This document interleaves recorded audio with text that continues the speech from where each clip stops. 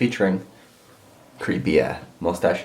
But yeah, as you saw in the introduction, spent the morning reading, currently doing some work, and I was about to put on some music, but no, I'm not going to do that because you're here. So what I'm doing currently is editing a post for Triage. You can't really see this, but this is basically a list of things that we post each day. So we basically have a schedule that we follow to share all the content that we have produced. So for example, today is a Saturday, the terminology post, and that post today is related to rest pause sets. So basically what we've got, and this is kind of the way it works in general, is we've got a body of text here from the terminology page. So that's been described already. So Patty did this up. I'm going to then add in some more stuff, maybe add in a picture, and just give some examples that maybe aren't there already, and then I'll share that on our social media. So anytime you see a post go out on social media from Triage, it's generally planned ahead, and it's something that we've produced in the past as opposed to being produced on that day. It may just be the case that I've tweaked something on that day. So that's how we come to produce the content that we do. To be honest, it's not that great. What I mean by that is that where the turnover from like sharing stuff on Instagram to people actually reading our stuff on site isn't that fantastic. Like a lot of the stuff, or a lot of the clicks that we get on site and a lot of the reads and stuff actually come from people finding things on Google, for example, as opposed to people being like, click link in bio, go to post, and everything like that. So that's why we try and put out some excerpts of the articles when we do share them, so that people might find something in there of interest, and then they'll go on and read it on our site if it happens to be of interest. In general, I think Instagram is a pretty poor platform for sharing educational content. So while our kind of approach of writing a lot of longer form content, while that may not be the sexiest in terms of actually posting it on Instagram, it is like the way that we want people to engage with their education, you know. So that's kind of why we do what we do, and why we don't really play the Instagram game quite as much. It is something that we could potentially do a bit more, you know, just focus on Instagram gaining traction and stuff, and then trying to get people to our site. But yeah, that's basically just me chatting out loud about kind of what we do. Currently Saturday, so I was going to say, so I don't have college, but I don't really have college anyway. Kind of do, as you guys know, there's a global pandemic at the moment, so college is not on, but we still have college to partake in online. So we still have our lectures every day as normal. It's just a case that it's all self-led, which has its pros and cons. Personally, I learn better in terms of like sitting down and educating myself through the slides or through a particular topic, as opposed to just sitting in a didactic lecture. I find it more beneficial at home, you know, in silence, having the time to take my notes, etc. And looking up different things in my own time. For example, if they do have a video of a lecture up, you can pause and you can reflect on something, or you can go and Google something, or reflect, or go to one of the textbooks or whatever it happens to be. So I think it's a more effective way of learning, at least when it's just pure, you know, straight up theory as opposed to practical stuff. So from that perspective, I'm kind of enjoying this time in terms of college. Obviously, we still got all of our triage work. Not quite as much coaching now, because obviously taking on new clients is not really going to be a thing in the weeks to come, because people aren't going to sign up for coaching when they don't have access to a gym, and that is understandable enough. You know, we still have most of our clients that we would have already had, but you know, some have left, understandably, because some people are out of work, and if they don't have access to a gym, obviously they can't get the most out of the service. However, like a lot of people have still stuck around, and we're doing a lot of kind of home programs and stuff like that to keep people on track. So like my daily schedule isn't anything special in that. Like I don't have a magic morning routine that I'm going to give you to fix your life. When I wake up in the morning, I spend the first 2 to 3 hours reading. So I'll just read books basically from varying topics. The last few that I finished were The Open Society and Its Enemies by Karl Popper. So I just finished that this morning. 2 books by George Orwell, Books versus Cigarettes, which is basically just essays, and Down and Out in Paris and London. And then the other book that I finished was Beyond Good and Evil by Friedrich Nietzsche. I'm just about to start another one from Nietzsche there, Thus Spoke Zarathustra. And I'd kind of already read those two books from Nietzsche a little bit, like kind of dipped in and out, but I wanted to restart them this year and sit down and get them done. So yeah, working my way through that. So that's what I do in the morning, get up, read, then I'll get stuck into some triage work generally. So it's currently 12 noon. So I'm just doing triage work at the moment. I'll do that for the next couple of hours. Then I'll go to college for a while. So I'll do some of the lectures that I'm due to review. Like today is Saturday, so I don't have them today, but I'm catching up on stuff. So some lectures to review, do some additional study as needed. Probably do that until maybe like 4 p.m. or whatever. And then I'll do some exercise. So I do have a barbell and rack in my room. So I do have the means to be able to exercise. So I'll do some training here, potentially go outside, do a bit of running, come home, have dinner, and then it will be Saturday night. Obviously not doing anything crazy. We'll, maybe do a little bit more work, maybe watch a movie or something like that this evening. We'll just see. But yeah, most of my days are pretty much the same, Monday to Sunday at the moment, in terms of getting up in the morning, read, triage work, bit of college work, depending on how much triage work I've had to do. For example, like yesterday, I was doing a lot of writing, so I didn't do much for college, to be honest. And yeah, that's kind of my day-to-day. I basically study and train, and that's about it. And that's fine, I don't really find this whole pandemic lockdown thing too stressful. It actually suits me quite fine. Obviously, I'm not saying it's a positive situation, it's absolutely not. But in general, it suits my needs in terms of what I need to do at the moment pretty well. Definitely getting more done than I would if we didn't have a global pandemic. So there you go.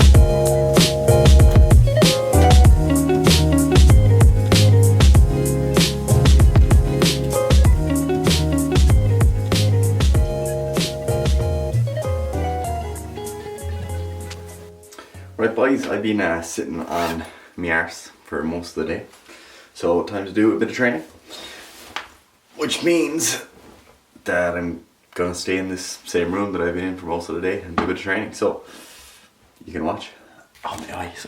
So something I've been doing lately is just kind of as part of my warm-ups and as part of my sessions in general, I've been doing more kind of skill/strength based work. So rather than just focusing on taking things close to failure and every set being hard, just doing a lot more submaximal work, what you might call greasing the groove, to use a phrase from Pavel Tsatsouline, or Tsatsouline, I think. Pavel Tsatsouline, there you go. Anyway, yeah, so just kind of greasing the groove, so doing a lot of really low effort stuff, just kind of drilling the skill of different movements that I'm trying to practice. So for today, starting off with just some really basic pull-ups in a kind of an L-sit fashion, so keeping the legs out nice and straight, abs tight, hollow position. I'm practicing my pull-ups, so just a few sets of like 2 or 3 reps even, just nailing that movement pattern, constantly drilling it, constantly trying to improve the skill, and that's a great way to get better at any sort of bodyweight exercise or any exercise that involves skill, which includes strength exercises. All of your training should not be like max effort. It's not always about being beast mode, going beast mode. Here we go. You can't even see my legs from there, but hanging down, legs out straight.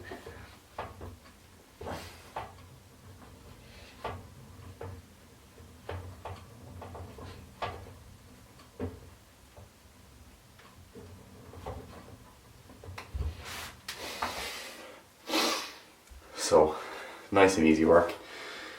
Staying well within what I'm capable of, nailing the position, focusing on greasing the groove. I've been doing the same thing lately with push-ups. Well, actually I've been doing it for about 6 months with push-ups, just constantly doing sets of 10 to 20 push-ups, you know, even outside of times when I'm actually training. Just, you know, walk into the room, boom, 10, 20 push-ups, knock them out, crank them out, and my push-ups have really improved. So if you do have that opportunity to do that, or push-ups or pull-ups or any type of bodyweight exercise, is definitely something that I'd advise. So one of the other things I'm working on at the moment is one arm push-ups. So rather than trying to crank out like 3 to 5 one arm push-ups, which might be like my rep max at the moment, just do 1 or 2, you know, a few sets of 1 or 2. It's not the same as your like typical hardcore bodybuilding beast mode workout. It's just focusing on the skill, trying to develop it over time. So do remember, guys, that there are different training goals, and not every workout is about seeing what your rep max is at a given weight. It's about developing the skill. Even for strength, you know, if you're training for powerlifting, or you're trying to build the heaviest bench you can, all of your sessions should not be as many reps as possible. You know, everyone's kind of aware that you shouldn't always test your 1 rep max, but you also shouldn't always be testing your 3 or 5 or 8 rep max. You should be spending time working submaximally, developing the skill, doing more sets with, you know, more sets of like 2 or 3 reps with something that could be your 5 to 8 rep max. All that stuff also contributes to strength, so don't forget that.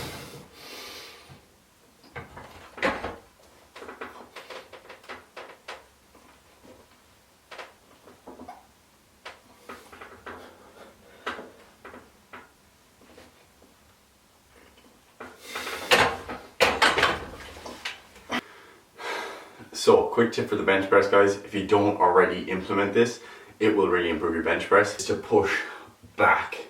So when that bar is coming off your chest, rather than thinking pushing straight out, you're pushing back and up. So you can kind of differentiate between 2 different ways of doing this, whether it's up and back or back and up. But I think to start off with, if you're not familiar with the cueing, thinking about basically just thinking, right, back and up, boom, done.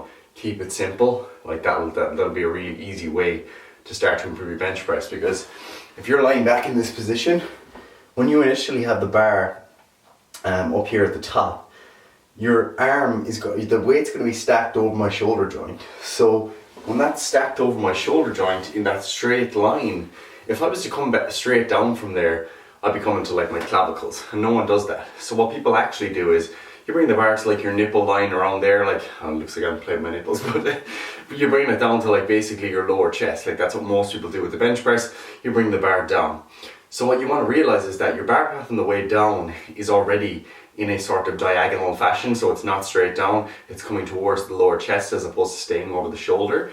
So you have to try and replicate that on the way up as well. So when you're then going on the way up, if you end up just pushing straight up, then you end up in this kind of position where the weight's actually out in front of you. So if the weight stays out in front of you for longer, that means that your shoulders basically have to work harder than they otherwise would. So it's a little bit less efficient than it could be. So yeah, that's a simple thing to give to try out. You'll probably notice me doing it when I am bench pressing. I'm not just pushing straight up, I'm thinking getting that bar back, right? You don't want to just throw it back towards the rack, obviously. You want to still be in control and still lock out at the top of the rep, but give that a shot if you're new to it.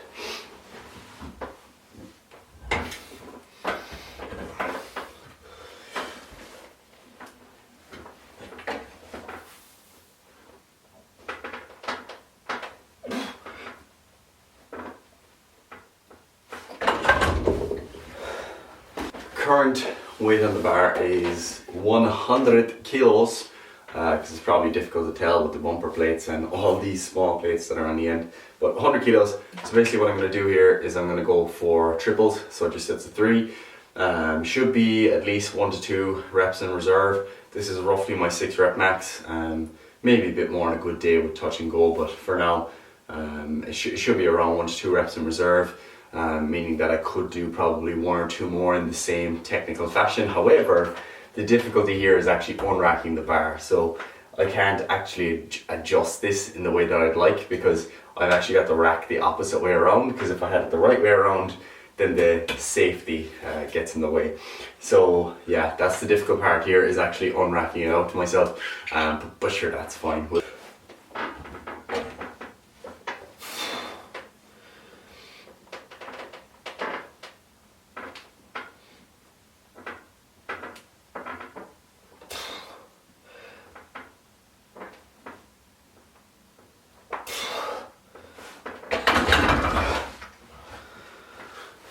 That was probably 1 rep in reserve. Realistically, the kind of unracking really takes it out of you.